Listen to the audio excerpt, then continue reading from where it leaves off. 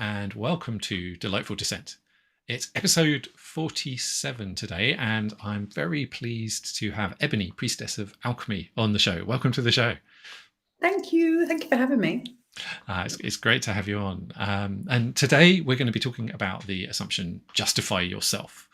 And I've definitely felt an almost compulsive need to preemptively justify myself so much of my life, and I still fall into the habit from time to time, but it's definitely it's a really interesting one for me. If you happen to be new to the show, Delightful Dissent it's an idea that came about from my work with people who are taking new approaches and doing things differently. And Ebony is very much one of those people. And I found that a lot of those people hit these kind of weird barriers, these implicit beliefs, these deeper things. And so, this is a show really about understanding those and exploring those and maybe rethinking some of those.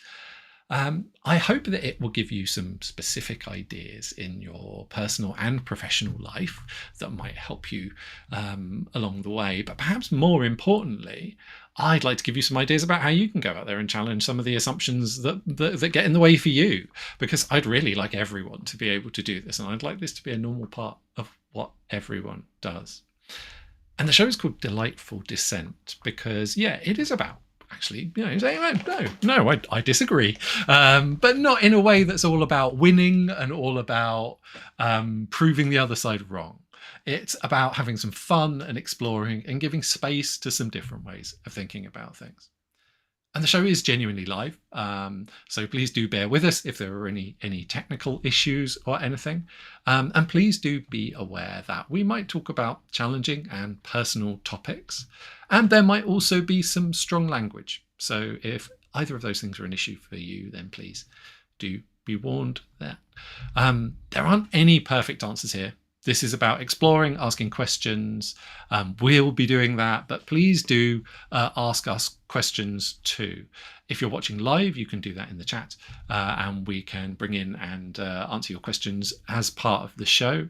If you are watching or listening to the recording, then there'll be details about how to get in touch with us and continue the conversation at the end of the show. So I've kind of known of Ebony than known Ebony for a good few years now. We've kind of been in these overlapping circles, but never fully connected. But a few months ago, she reached out about being on the show, which was really lovely, really welcome kind of offer from my side. We had a conversation about it, and I was particularly struck by its kind of, I think, fierce generosity is the best way I can describe it, about how she shares her experience of the world. And I really wanted to get her, to have that on the show and share that with all of you as well. Actually, could I ask you, Ebony, to introduce yourself a little bit and the kind of work that you do, please? So I used to say that I was a coach and an international award-winning coach, and I've been a freelancer or an entrepreneur or a creative my whole life. And then more recently, all of that kind of crumbled away, and I'm in this new place of owning Priestess of Alchemy. And for me, being a priestess is really about honoring being a spiritual being, having a human experience, and honoring both of those, both our divinity and our very messy humanness at the same time. And alchemy is where we shift something from one state into another state. And because we have a physical body, we are able to do that. And we are able to do it very quickly. We're able to do it in multiple different ways. And so all of my work these days is really about how do I marry being a spiritual being and having a physical and emotional experience in a body. And I think it fits really beautifully into the conversation that we're having today, because when you think differently or when you see the world differently, that can be a struggle. And it can be easier to kind of zone out into spirituality or into creativity or somewhere else, or you can go really, really into your body and disconnect from that other place. And so for me, these days, whatever format that takes, it's really about marrying those two and enjoying the friction or the movement or the dance between them as well. I love that. Thank you. Yeah, that's it. The energy of that is such a rich space, and for me personally, I've only recently been kind of coming to explore that for myself and really enjoy that in myself. I used to find it kind of almost wish I didn't feel that way, didn't have that, and actually starting to understand it as valuable, and is a huge thing. So yeah, no, it's wonderful work. I'm wondering though, how did you come to that? What brought you to doing this kind of thing? I don't know. I mean, I'm entirely unemployable. I've always been unemployable because I really love to make things better, because it's really interesting that you described me as fiercely generous. I actually get that description a lot, and it brings emotion to my eyes, because to be recognized in that is fantastic. But when I was much younger, people would see it as competition, right? So I'd go into an organization and I would be an employee, let's say, and I would consume everything around me, hear it all, watch it all, feel it all, and then be fiercely generous with how I could see that we could make things better, we could iterate. But that can be received as generous, or it can be received as standing on someone's toes, being in a power battle, trying to take charge, all of those things. And so I think it really started from that place of how do I make a living? How do I be myself? How do I navigate this essence that I have, which knows a lot, which is not learned, which didn't come from books, which I just know it. How do I navigate that in the world? And I have a really unusual upbringing background. My real name is Ebony. I have parents that were seekers and explorers and very different and very ahead of their time in many ways. And so I grew up with spirituality and yoga and recycling and veganism, in the very early 80s, well before they were kind of commonplace. And so my greatest desire was to be normal. I wanted TV dinners, and I wanted to watch Neighbours, and I wanted to go to the school that everyone else, and I wanted the uniform that everyone else wore, and I wanted to blend in and fit in. And so most of my life has been this juggle between the two. Like, how do I be normal and how do I be myself? Because I'm really not. Yeah, I must resonate with a lot of that. I think there's so much, the pressure to conform, to do it the same way, and it's almost, for me, I think it feels like I kind of having somehow picked up the idea that the bits of me that were different weren't good, weren't valuable. Yeah. I think that's the big thing for me. So yeah, thank you for sharing that. They weren't valuable, and they made other people uncomfortable. And I learned very young that if you make other people uncomfortable, it's not good, right? Like, it can make them violent, or it can make them quiet, or they can push you away or whatever. And I didn't know what I would get if I made other people uncomfortable. And my difference seemed to make them uncomfortable. So I would try and mirror and match them and be as like them as I could, so that they would be comfortable and so that I would have an easy life. Absolutely. I very much resonate with that as well. I think if you have the ability to kind of read people well enough, you can actually, you can kind of you can be safe from ever saying anything really problematic or doing anything really problematic, just by constantly occupying their perception rather than your own. You can use them as a guide to your behavior. And I definitely learned that habit to stay safe. Yeah. So, yeah. And I don't know whether, we'll probably get here later, and that's, it's a great tactic. It's a great strategy. It works in so many ways. And all of that repressed opinion, voice, all of this energy that you're pushing down and hiding somewhere and not sharing has to go somewhere, and eventually it will explode. And it's a little bit like a pressure cooker. And at least in my experience, there did reach a point where it's like, I actually can't live like this anymore. It's making me suicidal. It's pushing my health to the limits. It's, all of the coping mechanisms that I'm using to conform, which for me were, drugs and alcohol, work, all sorts of things to numb how I was really feeling, aren't sustainable long term.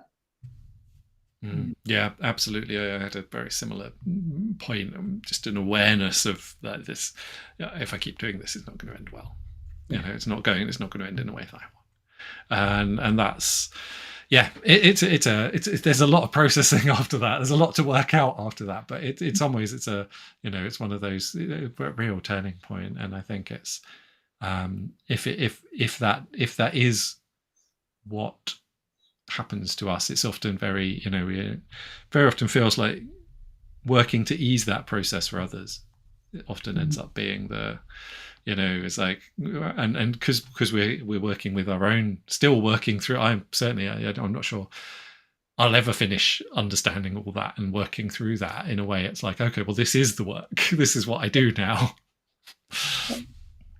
Yeah, and I think that in answer to your question, like, how did you end up here? I became really curious, and I started sharing, and people quite liked it, and I quite liked it, and so I carried on. And I, many times, I've had people say, "Oh, your work is so self-centered. All you do is talk about you." I'm like, well, who else am I supposed to talk about? I'm not going to borrow your experience and talk about anybody else's experience. But I think that I have a way of sharing my story, but universal stories, and that actually when we do that, when we share our stories, we give other people permission to share theirs too, and there's something profoundly transformative in being witnessed in your truth. Absolutely. I think it's a need lots of people because we so rarely get to experience it in day-to-day life. It's something that some people just don't know is a thing. I certainly didn't for a long time. So before we get into the assumption itself, and actually there's so many jumping off points already that in this conversation, I like to ask people to share a quote before we get into it. So have you got something that you'd like to share? I have, and I'm just going to read it and then we'll unpack it afterwards. It is wanting, needing, waiting for you to justify my love. Yearning, burning for you to justify my love. What are you going to do? What are you going to do? Talk to me. Tell me your dreams. Am I in them? Tell me your fears. Are you scared? Tell me your stories. I'm not afraid of who you are. It's from a Madonna song, and it Justify My Love. And it was, I think I was about 8 or 9 when I fell in love with this song. And I was saying to you when I chose it, I'm sure it's really inappropriate for an 8-year-old, but the words just landed with me in this, like, oh wow, this is what. And I don't think I had the cognitive awareness to recognize that that's what I was doing or why it was landing with me. I just found it really seductive. And when I look back at it now and I see it, I'm like, wow, that's such a huge part of how I went about crafting my identity, my personality. It was, and I loved her for how she did that as well. This was an icon, a woman who knew how to craft an identity. There's a part of me that feels when I look at Madonna's career that some of the gatekeeping went wrong. Somehow she got through something that she shouldn't, like, wasn't supposed to have been able to. There's a real high degree of skill to be able to do that as an artist as well. To say, it's a really interesting thing, and that there is something that powerful and with so much energy in a pop song, which is supposedly kind of disposable. Well, and that's what made her so magic. She was so mainstream. I mean, she's, her career has changed. There was a point in my life where it very much changed for me. But as a young woman, she was parallel to Marilyn to me. And both of them had this mysticism and magnetism where there was clearly, for me, so much more going on than we saw. And yet they'd found a way to be mainstream. They'd found a way to fit in, to be wanted to be loved, to be seen, all of those things. But I could see the magnitude of their capacity and how they were thinking and how they were seeing the world was so much more than we were seeing, let's say. Mm. And I think, yeah, that idea of seeing things others, seeing things that others don't, really does lead me straight into the justify yourself assumption. For you though, what does it, where does that come from? How does it show up for you, that this need, this idea that we should, the idea that yeah.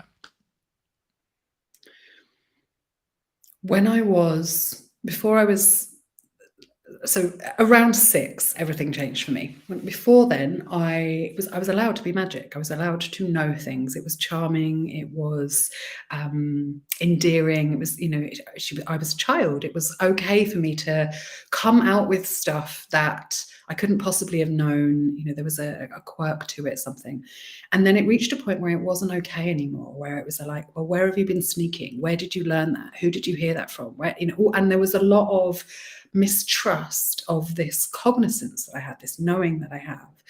And this knowing that I have an understanding of now, but I didn't then. And I didn't understand that not everybody just gets huge pieces of information landing inside them with no explanation, And so it felt very unsafe because people started to mistrust me, or they didn't know what I knew, and then it became uncomfortable for them. And so I wanted to appease them, and I wanted to have them trust me. Trust is very important, and I guess it came also from wanting to belong. And if people don't trust you, then you don't belong. Yeah, that's it's an interesting. I hadn't made the link between trust and belonging explicitly before, and they're both themes we talk about a lot on the show. But the idea, and it feels very much related to, is explaining your experience of the world, explaining what you know and what you see in the world and how you feel about it, and that has to be explicable in someone else's terms. It has to make sense to them. Yeah, and in my work, what comes up a lot is people really needing to feel seen, heard, and understood. And I did a lot of personality profiling stuff a little while ago, and I was profiled by someone who can read you or tell you your profile within like 60 seconds of meeting you. And I mistrusted him massively and had a whole identity crisis about it, and then really settled into it. But within 60 seconds of meeting me, he said, "You're an ENFJ," and I was convinced I was an introvert. And I will stand by, ENFJs are the most introverted of the extroverts. However, the idea that he could identify that quickly visually from how I hold myself, from how I use my hands, from the stuff that was in the background, fascinated me. And as he started to explain ENFJs, one of the things he said is, you always have to give an ENFJ their day in court. They have to be heard out. If you don't make them feel heard, they will keep coming back and trying to get the rest of their sentence in. So just leave them be. They'll get everything out and then they'll listen to you. And it was in that moment that I was like, oh, yes, that is me. Fuck. But I spend a lot of time with people, and in investigating that, I understood that that's not what makes everybody feel seen, heard, and understood. And then I really started to go into this rabbit hole of, well, what does make different people seen, heard, and understood? And in my personal relationships, I would ask, like, what do you need to have happen in order for you to feel seen, heard, and understood? And that for me is really, really fascinating, because people then start to justify what they need and why. And by people, I mean definitely me. Like, this is why I need you to hear me, because if you don't hear me, then and a lot of it is I actually don't know how I feel until I extrovert it, and it's in the extroversion or in the talking about my feelings that I understand them. And the other person might know exactly how I'm feeling before I do. And because I've got a really good sense of how other people are feeling, but don't always know how I'm feeling, that can feel very incongruent to other people. But once I learned that about myself, lots was able to change. I was able to go, oh, this is my operating system. I'm really good at understanding how other people feel. Last one in the room to know how I feel. Yeah. Yeah, it's a really interesting. I think it's one of those things that's so far away from many people's experience to the idea that one doesn't have that really like solid sense of self in the way that many people seem to say. You know, I've always wondered about that. It's like, what's wrong with me for not knowing? And you're right. I only know when I encounter it and when I talk about it. And when it's present, it's not there if there isn't something to spark off. Absolutely. And I think one of the interesting things for me around justification actually is this fixity.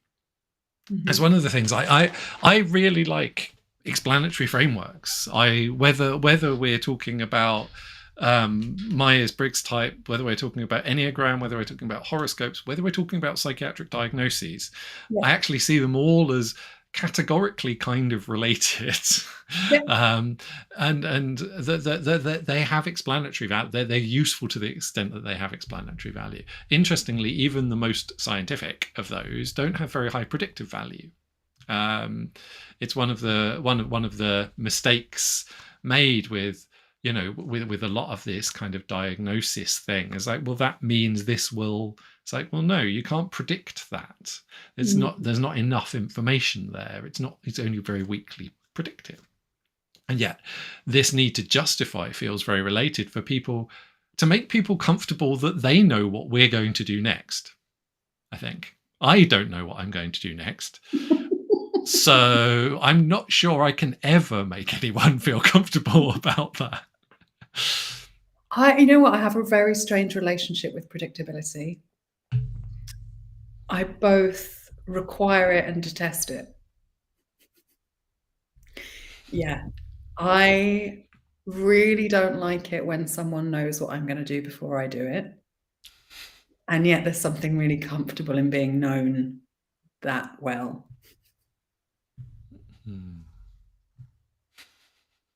And I think that that's where my stuff around diagnosis comes from. Like we've had a bit of a conversation about this, and I've talked about it a little bit with, there seems to have been a trend in my world over the last 2 years, or a lot of women, particularly in their 40s, being given ADHD diagnoses, or adult autism diagnoses, or various different things. And I've had so many people be like, it has changed my world, you must do it. No. Under no circumstances. I have no interest in having that label.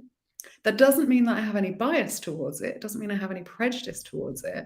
But I am really not interested in having it. And yet we all know it's probably true about me, right? And it's such a weird relationship. And I don't understand it. I'm not sure what the assumption I'm making is. But it's... Yeah. I think we're perfectly free to choose our own explanatory frameworks, and I think this is one of the, because they all have these implications and they all fit within a thing. It's like it's a little bit like, if we use horoscopes as another example, it's like, okay, so I'm born in early May, so I'm a Taurus. But that doesn't necessarily mean, and there's no kind of disputing that bit, right? It's like, I was born then, and therefore all of the implications of that, all of the framework of that, I am free to pick up or put down as I feel. It doesn't, so it's like, I can resonate with that or not. I can say this is a useful explanation for my experience or not. And that, for me, is actually really important. Is justification always happens within a framework, within an explanatory. It needs boundaries. It needs like assumptions. Go on. Sorry, I interrupted you. No. And we're free. We are allowed. We don't have to abide by someone else's if they don't serve us. Yeah. The difference for me is that a astrological framework or human design, I do a lot. So I work a lot with astrology. I work a lot with human design. They are both, there is a set of information that is linked to your birth date, time and place, right? So it is data.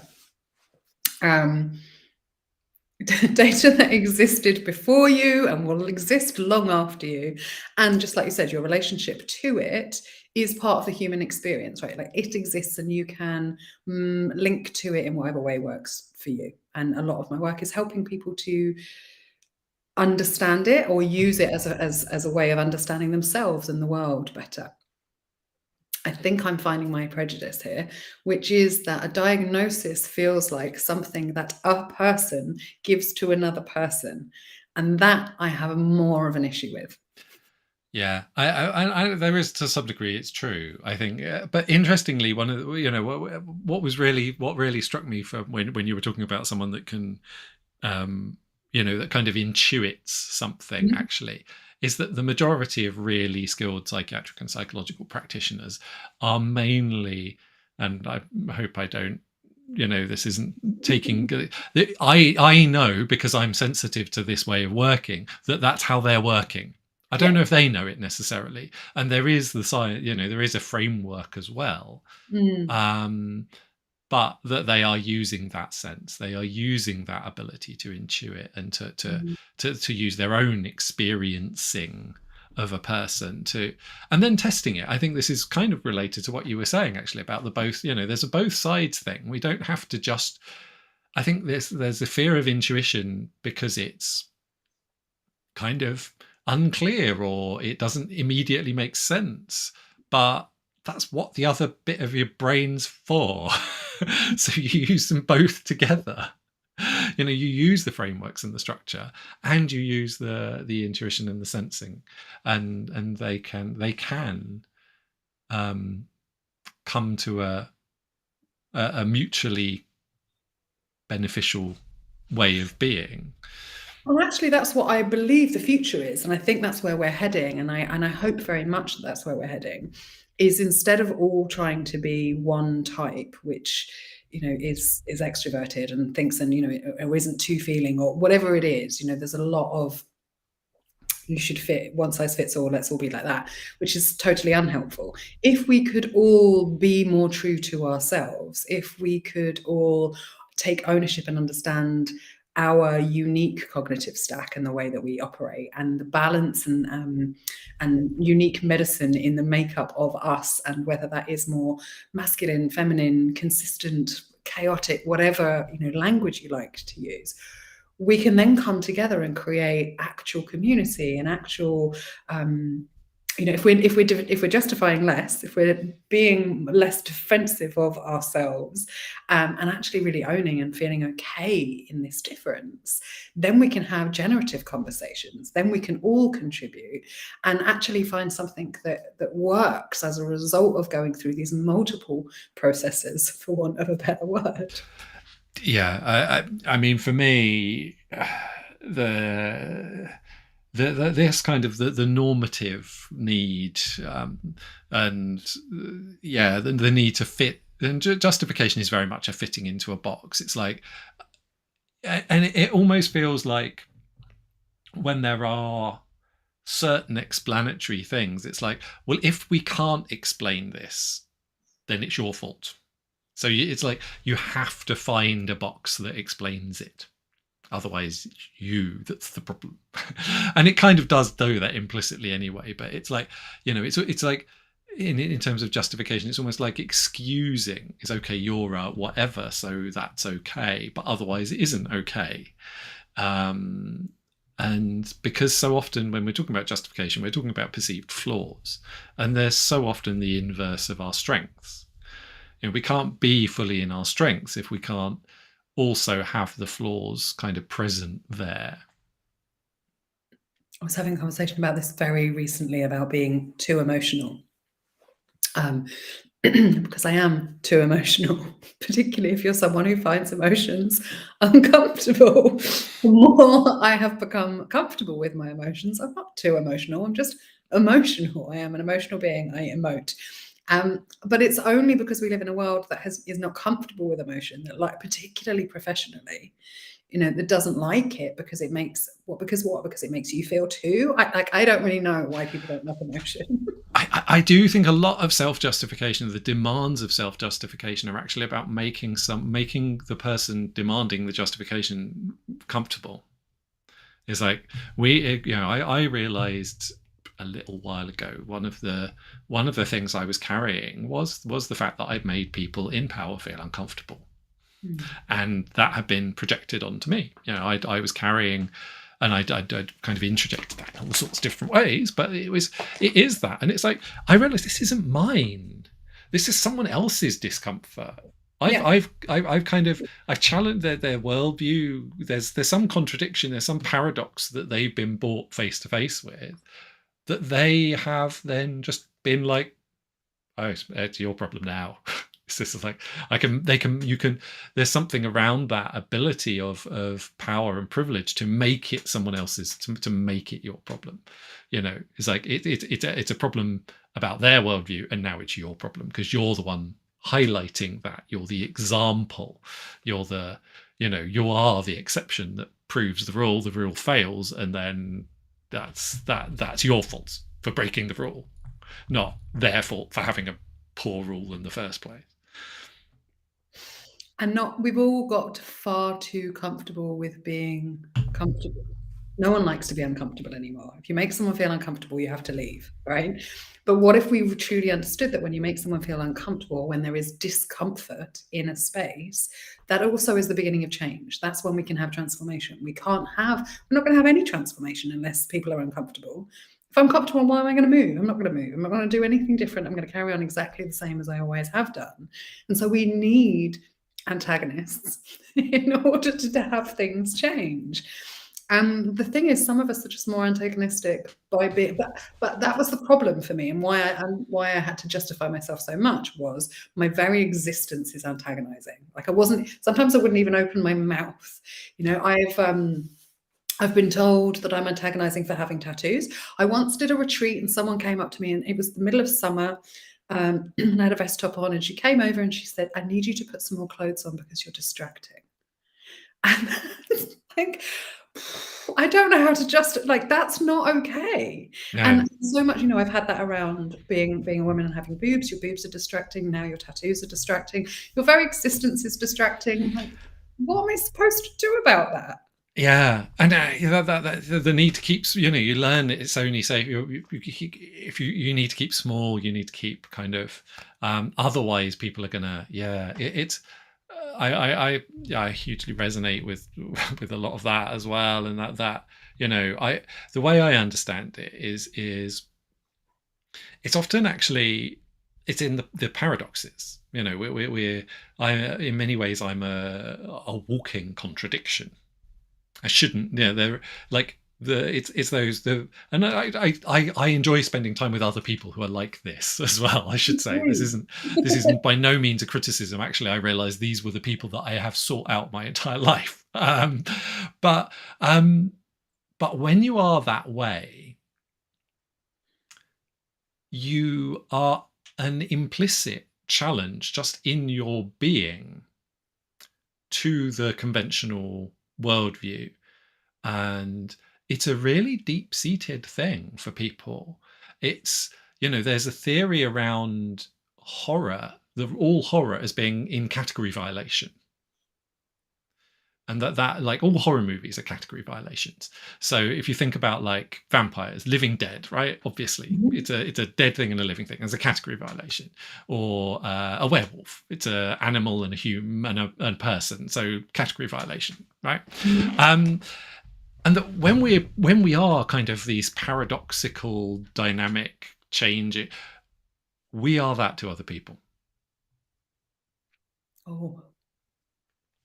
I feel excited and disconcerted by this. And it's a really nice way of looking at it. In fact, so in my new bio, I've been describing myself as a pussycat mermaid. And I was having a conversation with someone earlier, and she was like, "Oh, I've got an image of that, of like half fishtail in the sea and half cat desperately trying to get out. I'm like, oh, I'm a contradiction even in that, right? Like my very existence is a contradiction.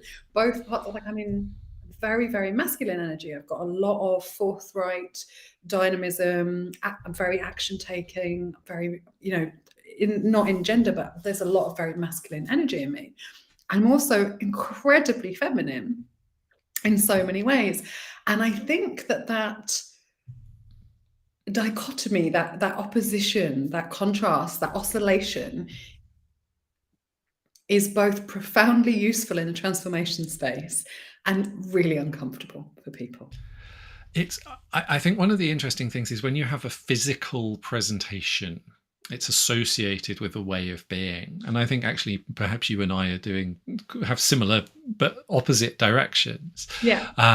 Is when I present, people would physically read me as male and quite masculine, but my way of being is often quite feminine energy, and way of relating is often quite feminine.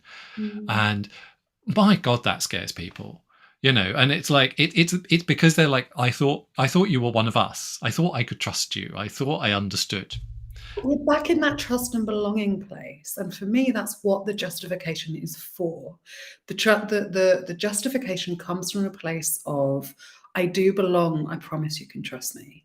Because underneath it all, I get scared. I need loving. I'm trying to communicate, like all of the things. We're all just human. And yet there is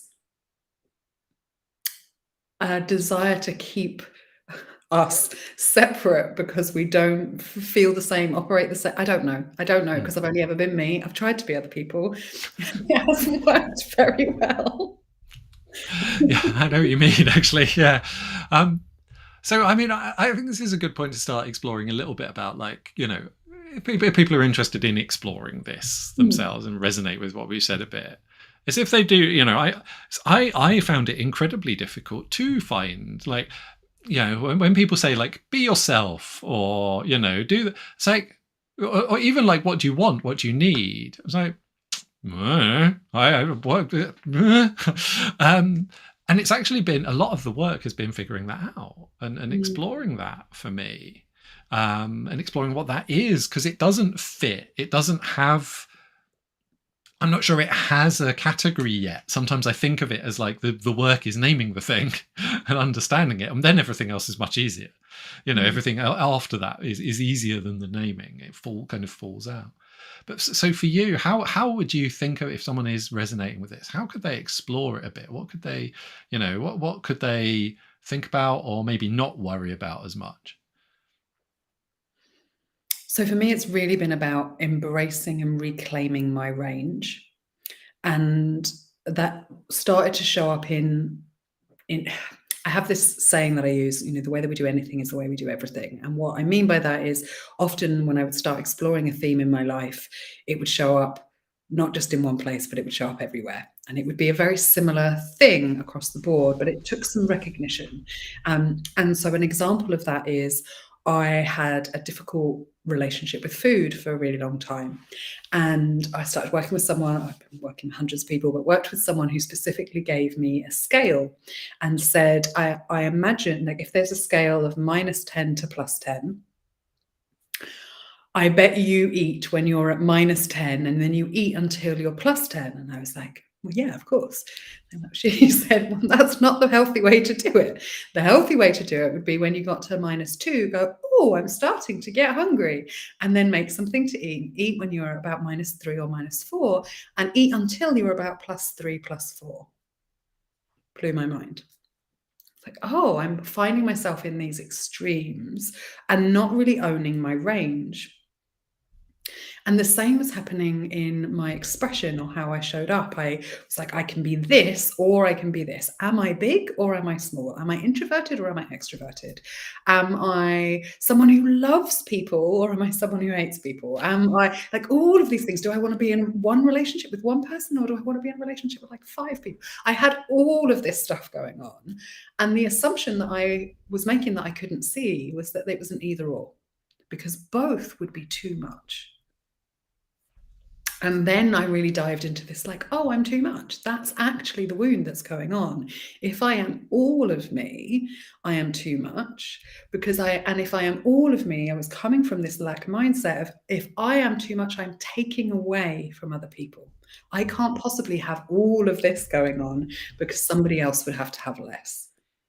And when I started to understand that me being all of me wasn't taking away from anybody else, then I gave myself permission to start reclaiming my range and go, okay, well, am I even at the edges? And what exists in the middle? What would it be like to be 10% more or 10% less of that? Is this making sense?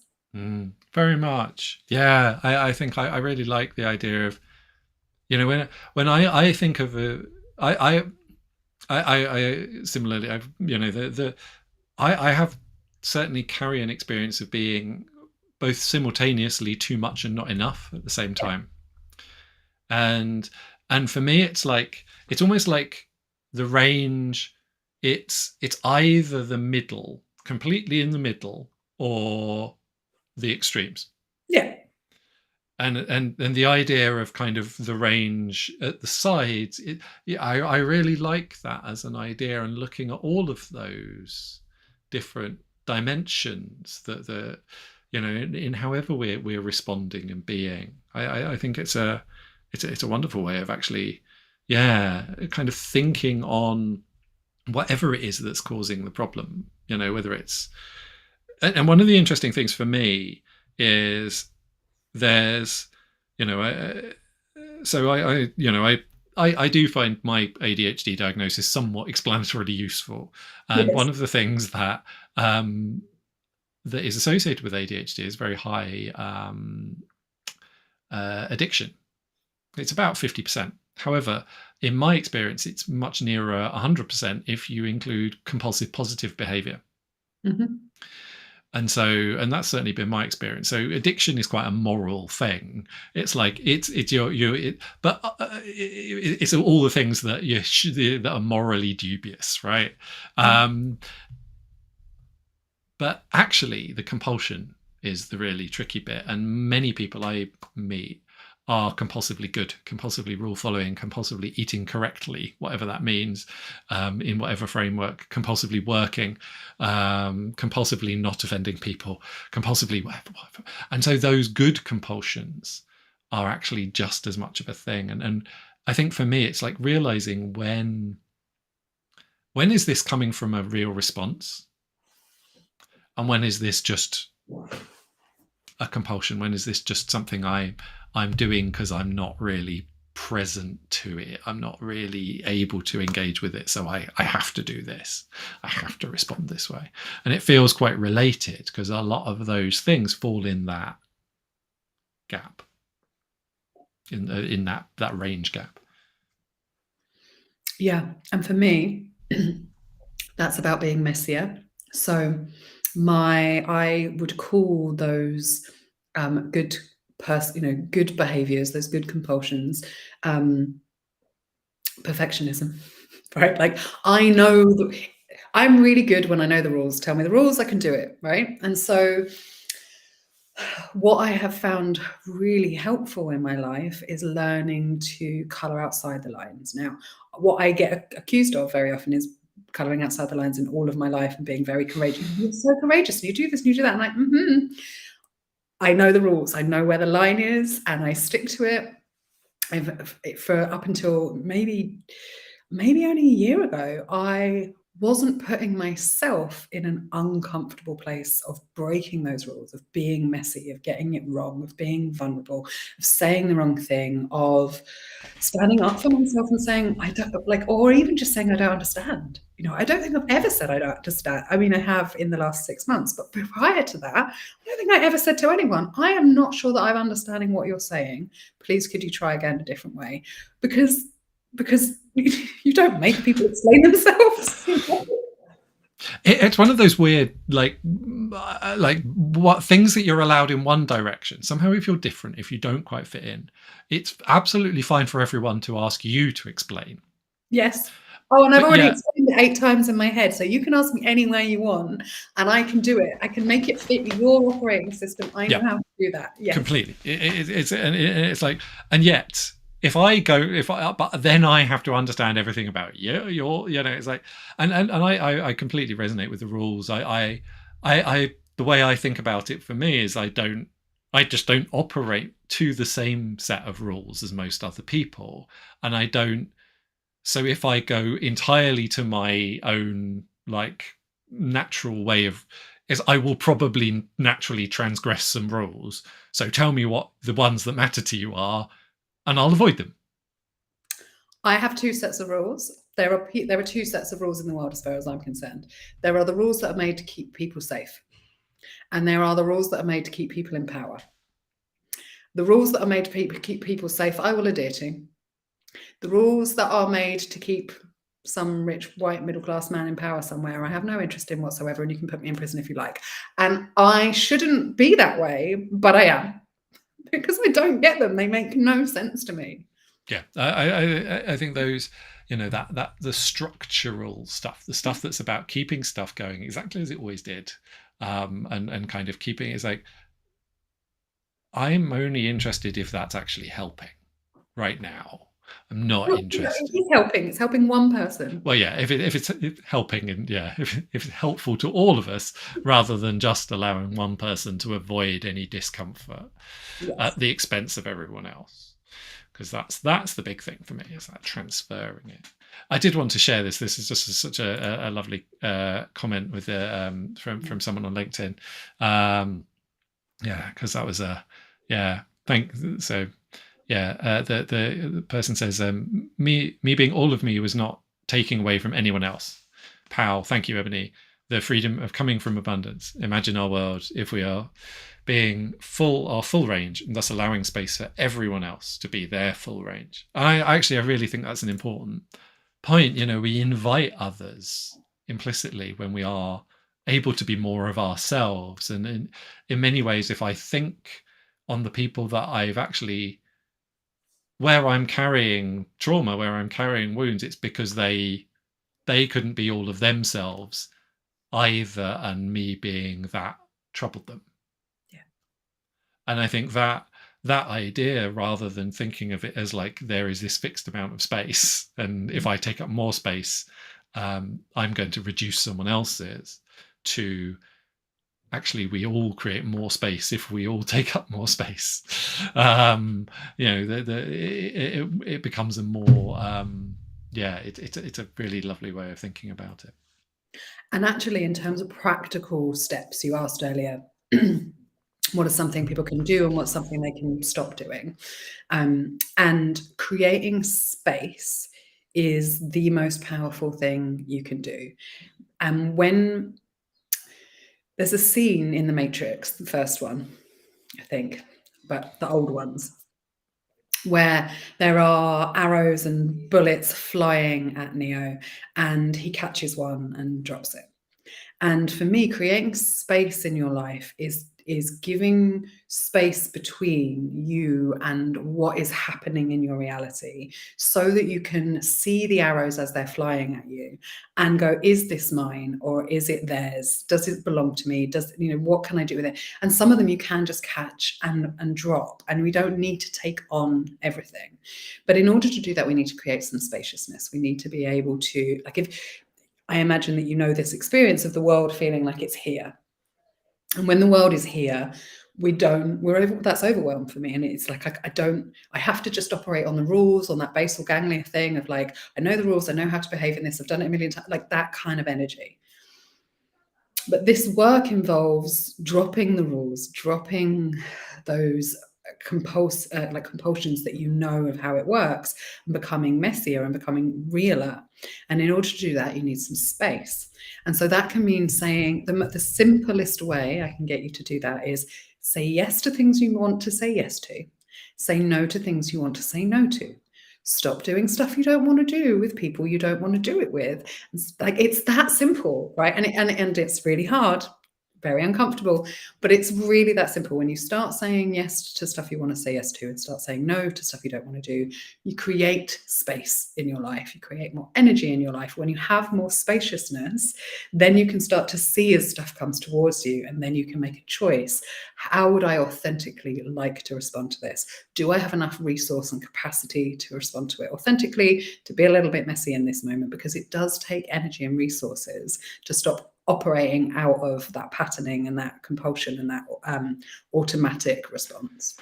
Yeah, I think that's wonderful advice. For me, I sometimes think of it as being able to actually, it's like the feeling of something being pushed onto you, whatever it is, and being able to say, well, okay, well, yeah, this bit is mine, and I'll take that. Thank you. That's fine. Mm-hmm.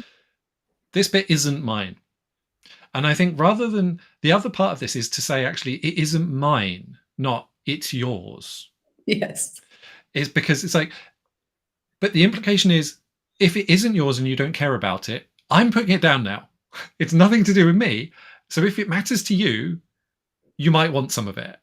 And it's not, because it's otherwise it can fall into the like, well, if it is my problem, it's your problem, which is like, well, yeah. No, that is equally and oppositely unhelpful.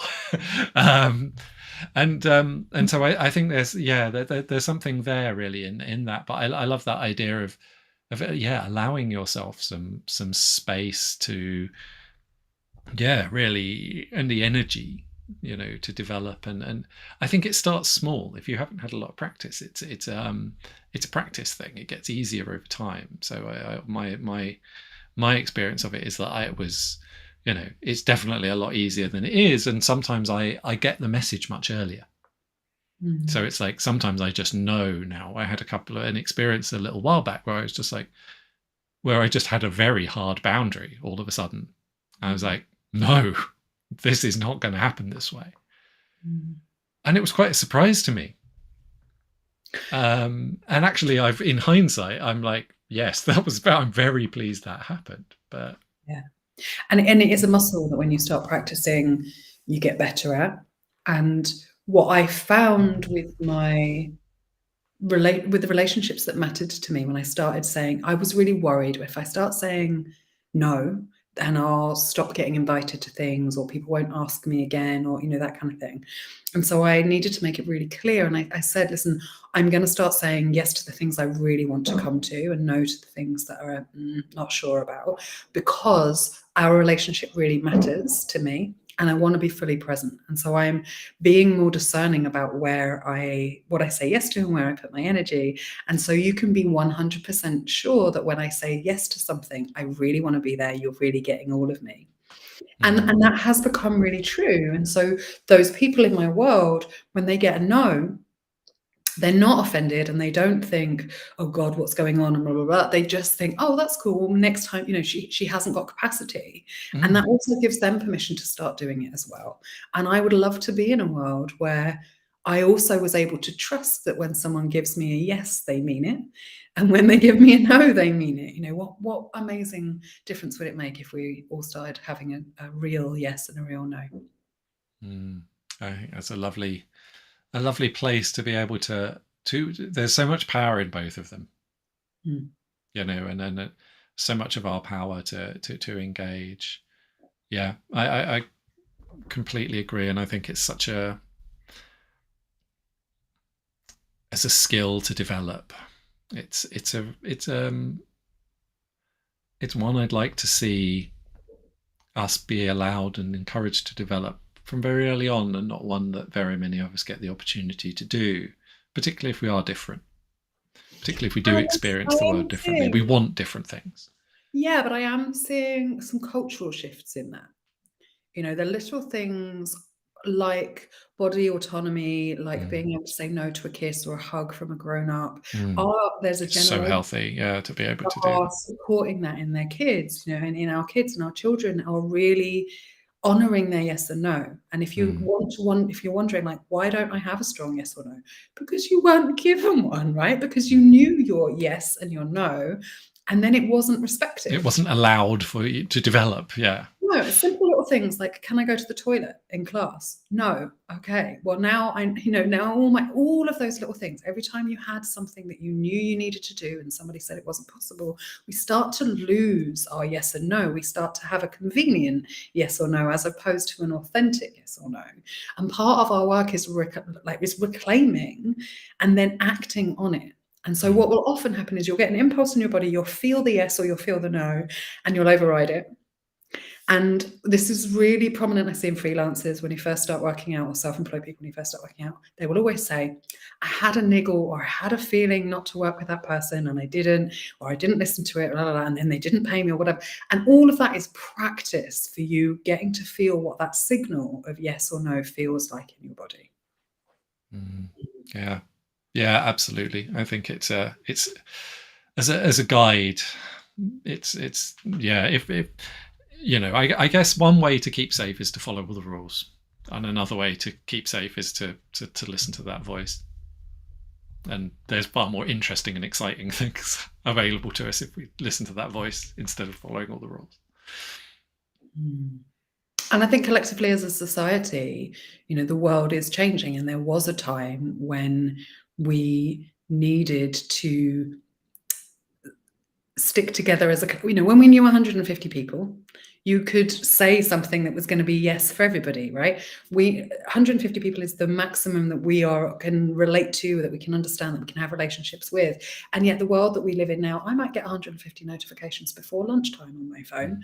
And that's it's mind-blowing, but I can't possibly make decisions that are for the greater good of the entire planet in every moment. That's an overwhelming ask.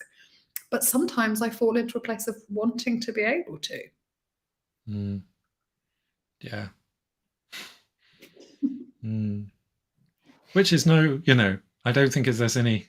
It's a in many ways it's a wonderful desire to have. I think it's I think it's a lovely ambition or desire, energy to want to satisfy. It's just allowing yourself to do that to the degree that you actually can, instead of being upset that it's. Yeah, and I actually believe that for somebody like me who gets as overwhelmed and is as sensitive as I do, I have to be really mindful of my limits. So I'm, watching the news at the moment, I can't do it. I know it will blow a fuse basically, and I will not be able to do my work, concentrate, I won't be able to do any of those things. In December, so I live in Spain. In December, I went to Barcelona and I had the most amazing time. I love being in Barcelona. But on the fourth day, the level of homelessness and the amount of people asking me for money had reached a point where, again, it's like something blows in me and I am no longer helpful. And so, yes, it's wonderful that I am a sensitive person with a huge heart who wants to help the whole world. But I also really get to understand that by doing so on a much smaller level, when I honor my boundaries, when I say yes to the right things, no to the right things, when I work within my community, that will have a ripple effect that will amplify out to the entire world. And that's a more embodied way of actually creating change. I think for me, it's knowing that that's you, knowing that's your strength, your sensitivity as a strength. It's because the more robust people have a value in doing different things. I often use the analogy of it being like the difference between a razor blade and an axe. Is you wouldn't try and chop a tree down with a razor blade, and you wouldn't try and shave with an axe. And it just does a different thing, and that's great. The fact that we can do different things and have different experiences, strength, is a wonderful thing. Partly because I would be so bored if I had to do some of the things that other people are really good at that I can't stand. Yeah. Yes. So yeah. Thank you so much for. I think this is such a really interesting conversation, and there's a lot kind of. I'm exercising a little bit of self-discipline in kind of wrapping it up now, because I was about to go off on another huge tangent. But yeah, thank you so much. If people want to carry on this conversation with you, find out a bit more, what's the best way? How would you like them to get in touch? Is there anything you're doing at the moment that you think people might be interested in? I'm in a period of reinvention or stripping things back. There's been a lot of change in the last 6 months or so. ebonyallard.com is the best place to come and find me website-wise. I am Ebony Alchemy on Instagram and on Facebook. I am a very social person online. Offline, less so. But no, that's not true. I host events and I live in Spain, but I come back to England and do secret retreats once a month, which I am doing more of. And I'm developing and creating new courses at the moment that are very much around some mysticism. So astrology, human design, alchemy and neuroscience are where my genius meets. So I like blending those 4 things together and creating frameworks and stories to help people come home to themselves and to keep it fun, to keep it interesting. I think self-development can be very serious, and I don't think it needs to be. I think it gets to be playful. That's wonderful. Thank you. I love that idea of exploring yourself in a playful way and exploring it's so aligned with everything I care about and this show itself. So yeah, thank you so much for everything. And I do hope anyone listening whom or watching whom that resonates, do go and check out all of Ebony's amazing stuff. Thank you so much for appearing on the show. Thank you. Such a pleasure. And like we said, we could do about 10 more of these and carry on. Yeah. If anyone else wants, if you're in the audience want some more, just let us know. We only just got started, but yes. Yeah, this is these things. Just an introduction. And thank you all for watching in the audience. I really do appreciate everyone watching. It is you that make the show possible. On some level, this show is just an excuse for me to talk to really interesting people, but without the audience, it's not quite, it gives me the excuse. And I really do hope that it gets you thinking and asking questions. Do share it with anyone you want to talk to about it, and do get in touch with either of us if you want to ask anything or follow anything up. You might have noticed, if you're following closely and you're regular on the show, following the show, that Delightful Dissent still hasn't moved to its new home. Similar to Ebony, there's a transition thing. For me, it's kind of quite permanent, and at the moment, it's a technical transition, and things aren't quite in their right place. That will be coming as soon as I can make it behave itself and do what I would like it to do without me having to do lots of boring, repetitive stuff, honestly. And that's getting there. So the next episode is going to be, I'm going to be talking to Chris Kenworthy, who is a coach who helps people reconnect with their adventurous side. Which feels kind of, reasonably appropriate. And what we're going to be talking about is the assumption or the idea of wasting time. And I think justification of how you spent time is definitely a relevant thing for me. There's a part of me that's always worried I should be doing something else. Or certainly that was a permanent voice in my head. And that if I'm challenged, I need to be able to explain why I was doing this and why that mattered. And so I'm really looking forward to getting into this one, and that's going to be in about a fortnight's time, 5 p.m. UK time on Wednesday, the 30th of March. So I very much hope to see you then. But in the meantime, do go out there and make some delightful dissent of your own. Thanks very much. Goodbye. Bye.